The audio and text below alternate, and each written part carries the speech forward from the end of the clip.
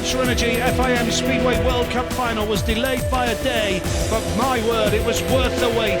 The action was fast and furious. A crash in the early stages. Kenneth Pierre thankfully was able to get up and ride, and he won the rerun. It was dramatic to say the least, but that set the tone for the way the meeting was going to go.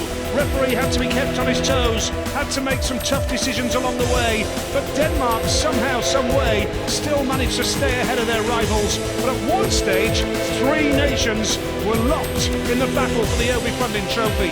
There was no quarter asked or given. Sometimes it was a little bit over the top. Sometimes riders were going over the edge. Team managers playing their part along the way as Denmark, Sweden, Australia and Poland went head-to-head.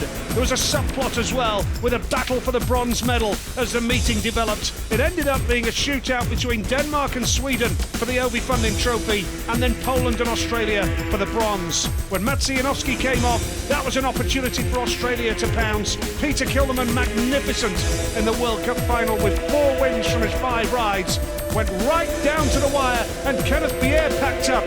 And as second knew, his side still had work to do, even though they were looking good for a place on the top step of the podium.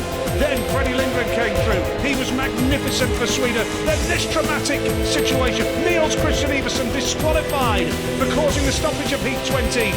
Danish fans knew their time was up. All Andreas Jonsson needed was a second place for Sweden. He duly did the business with a victory.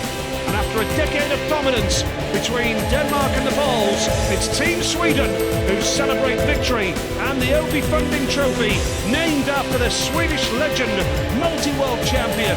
Celebration time for the Swedes out there on the podium on the infield.